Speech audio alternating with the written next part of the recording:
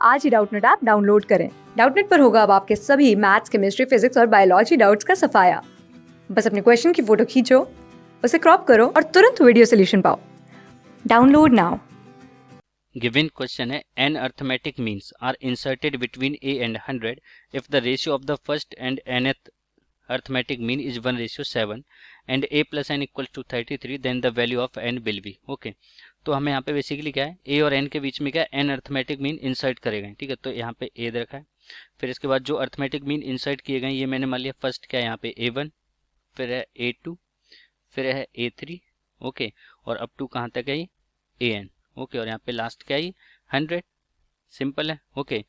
अब इसके बाद यहाँ पे बेसिकली अगर यहाँ पे हमें फर्स्ट दे रखा हो टर्म a और लास्ट टर्म यहाँ पे दे रखा हो और बीच में क्या n अर्थमेटिक मीन क्या इंसर्ट करे गए हो, तो यहाँ पे जो कॉमन डिफरेंस होता है इस सीक्वेंस का ये क्या होता है b माइनस ए, और b की जगह यहाँ पे 100, तो ये हो जाएगा 100 minus a upon n plus 1 okay, upon n plus 1। But हमें यहाँ पे दे रखा है a plus n equals to 33, a plus n equals to 33। ठीक है, तो यहाँ से n की वैल्यू क्या हो जाएगी 33 माइनस ए। ठीक है, तो यहाँ पे मैं पुट कर दूंगा तो d इक्वल्स टू हो जाएगा 100 माइनस ए अपॉन ये हो जाएगा n की जगह 33 minus A and plus 1 okay.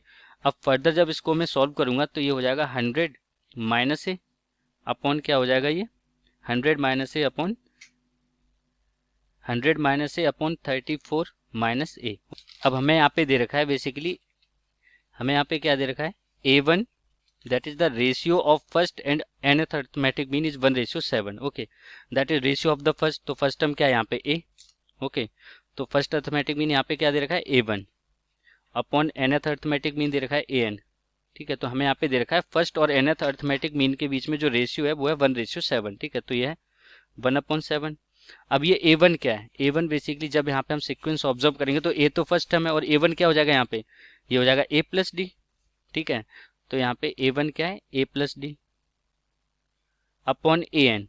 an क्या है यहाँ पे बेसिकली, अब यहाँ पे लास्ट टर्म है ये है 100। ठीक है, लास्ट टर्म क्या है सीक्वेंस में 100, तो इससे जस्ट पहले वाला हो जाएगा क्या, जस्ट पहले वाला हो जाएगा an। ठीक है, तो इसको मैं क्या लिख सकता हूँ बेसिकली, इसको लिख सकता हूँ यहाँ पे बेसिकली ओके, तो an को मैं लिख सकता हूँ यहाँ पे 100 माइनस डी ओके, क्योंकि लास्ट क्या है यहाँ पे 100 और इसके बीच में जो डिफरेंस है वो कॉमन डिफरेंस ही होगा, तो 100 माइनस डी कर दूंगा तो ये an हो जाएगा। ठीक है, अब ये रेशियो इक्वल्स टू क्या दे रखा है 1/7। अब जब इसको मैं सॉल्व करूंगा तो ये हो जाएगा यहाँ पे बेसिकली 7a प्लस का 7d इक्वल्स टू 100 माइनस का d।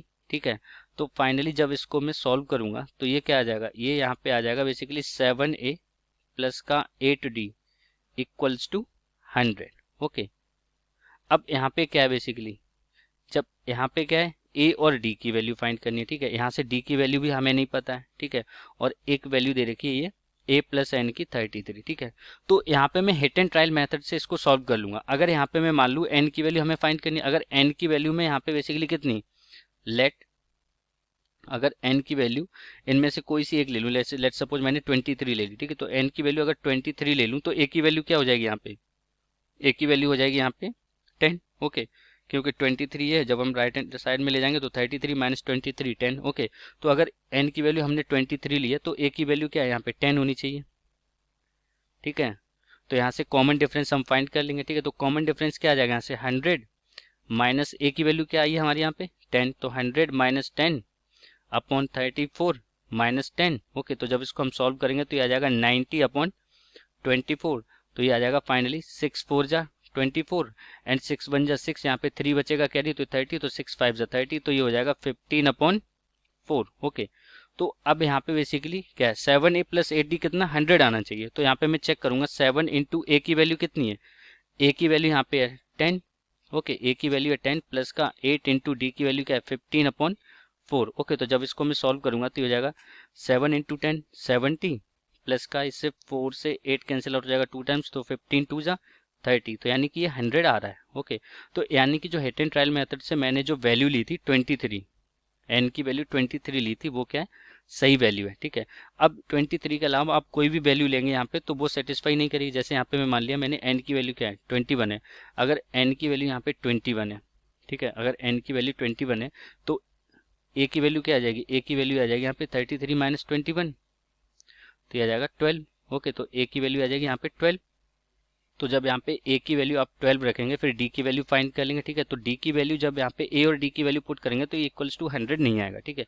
तो इन एक एन की 23 वैल्यू के अलावा कोई भी वैल्यू आप पुट करेंगे तो यहाँ पे ये सेटिस्फाई नहीं होगी कंडीशन, ठीक है। तो यानी कि जो एन की वैल्यू है हमारी रिक्वायर्ड ये क्या 23 ही है। Okay, thank you.